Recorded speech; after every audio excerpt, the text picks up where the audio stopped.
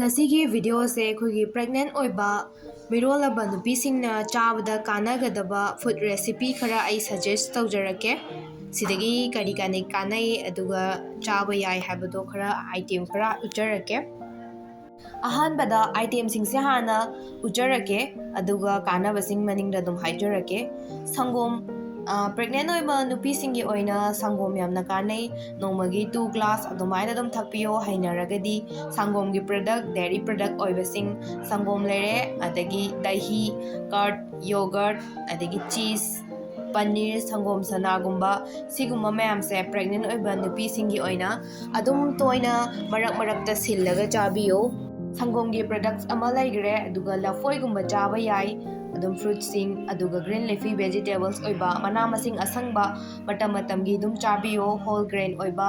chahao oats adegi gehu gi product sigumba singse dum chabi bayai masigi item singse chaba sina mama oiba Meerolabi nupi singda magi protein requirement protein gi chang phanggadaba saruk adegi calcium sing darkar oibagi chang vitamins D sigumba se khara loina phanghalle masina mama oibasingda khoigi muscle cramping gumba yam tawba haibadi pregnant ori matamda khongkhut sidaba weakness gumba yam toina tawganba aduga constipation gumba khong hamba yadaba simba tawhanba singse chinjak sina khatang mating pangi kanaba pi pregnant oiba nupi singda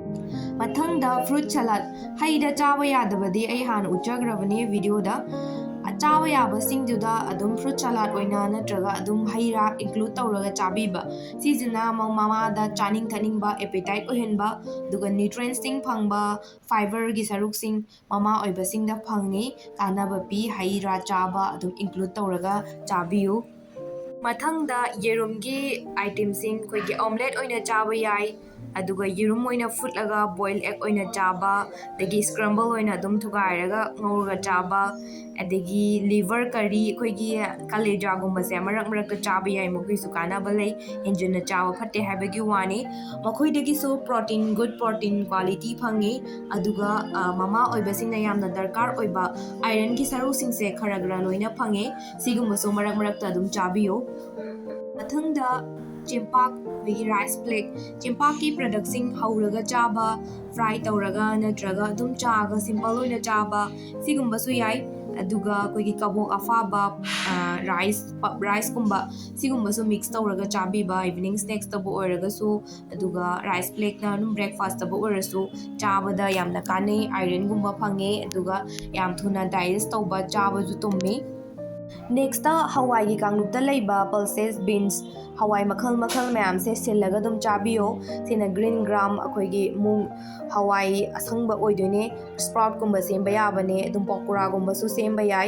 adu nataba adum carrot halwa gumba bread pudding gumba khara calorie wangba singse dum chabiyo magi calorie darkar oiba singse dum heavy oiba singdegi khara phangannabagi damakta sigumba sigu chaba yai